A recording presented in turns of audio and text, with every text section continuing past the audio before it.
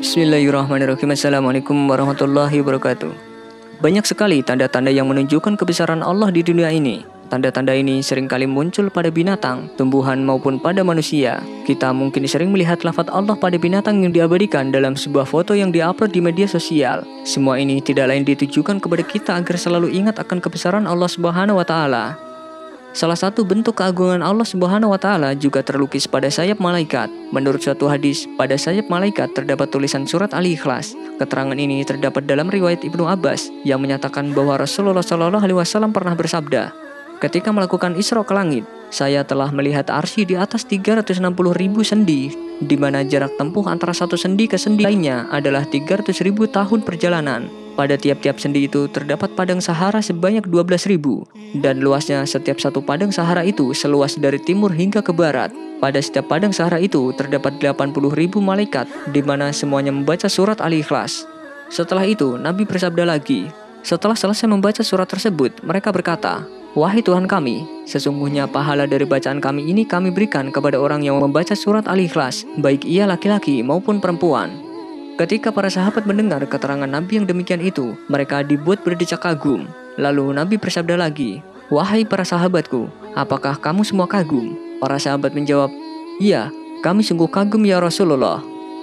Rasulullah SAW bersabda, "Demi Allah yang jiwaku di tangannya, sesungguhnya Qul huwallahu ahad itu tertulis di sayap malaikat Jibril alaihissalam.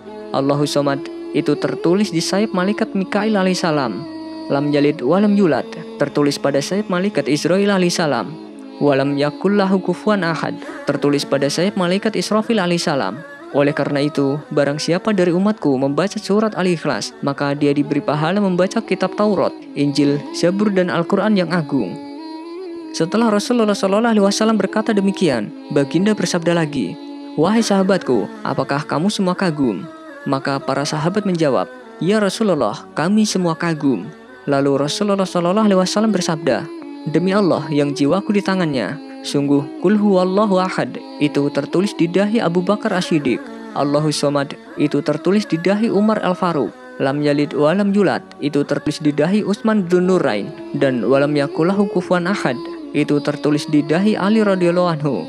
Oleh karena itu, siapa yang membaca surat Al-Ikhlas, maka ia diberi oleh Allah pahala Abu Bakar, Umar, Utsman dan Ali." Demikian agungnya posisi surat Al-Ikhlas di antara surat-surat lainnya, hingga ia sampai terlukis di sayap para malaikat. Bahkan ihwal keagungan dan besarnya manfaat surat ini, Nabi SAW pernah bersabda, "Barang siapa membaca surat Al-Ikhlas sewaktu sakit sehingga dia meninggal dunia, maka dia tidak akan membusuk di dalam kuburnya. Ia akan selamat dari kesempitan kuburnya, dan para malaikat akan membawanya dengan sayap mereka melintasi titian Shiratul Mustaqim lalu menuju ke surga." Ada suatu kisah yang menggambarkan keagungan surat Al-Ikhlas. Kisah ini terekam dalam hadis. Suatu kali Nabi SAW memberikan sebuah teka-teki kepada para sahabatnya. "Siapakah di antara kamu yang dapat menghatam Quran dengan jangka waktu yang cepat?" Saat itu tak ada seorang sahabat pun yang bisa menjawabnya. Umar lalu berkata bahwa mustahil bisa menghatamkan Al-Quran dalam waktu begitu cepat. Tetapi Ali kemudian mengangkat tangannya. Melihat hal ini, Umar langsung berkata bahwa Ali yang masih kecil pada waktu itu tidak tahu apa yang dikatakannya itu. Lantas Ali membaca surat Al-Ikhlas 3 kali. Rasulullah SAW menjawab dengan mengatakan bahwa Ali betul. Menurut Nabi, membaca surat Al-Ikhlas 1 kali pahalanya sama dengan membaca 10 juz Al-Quran. Lalu dengan membaca surat Al-Ikhlas sebanyak 3 kali, maka khatamlah Al-Quran. Karena hal itu sama dengan membaca 30 juz Al-Quran. Ini menunjukkan bahwa surat Al-Ikhlas itu memiliki kelebihan dibanding surat-surat lainnya. Karena itu, kita sering mengucapkannya pada saat zikir, tahlil, sholat, keadaan takut dan sebagainya. Karena itu pula Allah mengukirnya pada sayap malaikat.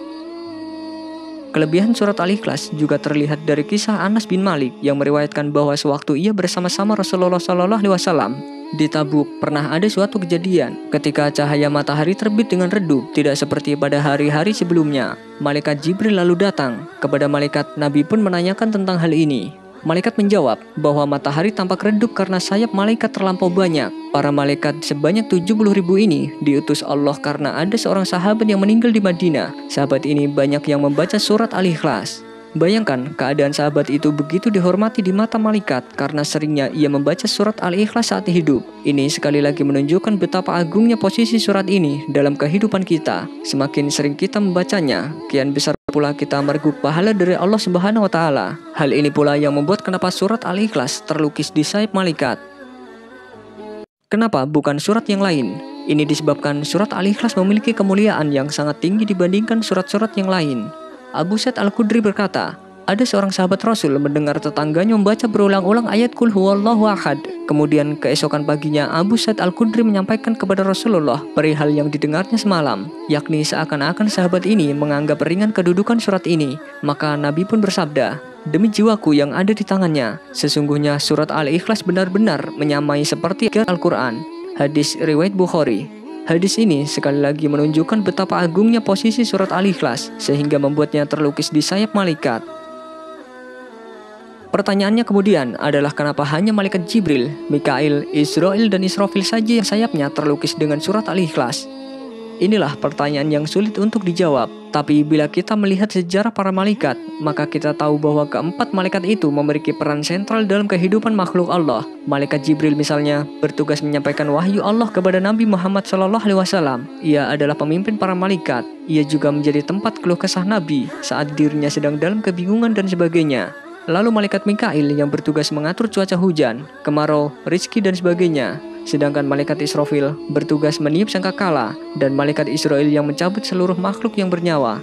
Bukan berarti tugas malaikat-malaikat yang lain tidak terlalu sentral dalam kehidupan manusia, tetapi dengan diukirnya surat Al-Ikhlas pada keempat malaikat tersebut, setidaknya menunjukkan peran utama mereka dalam kehidupan makhluk Allah, terutama manusia.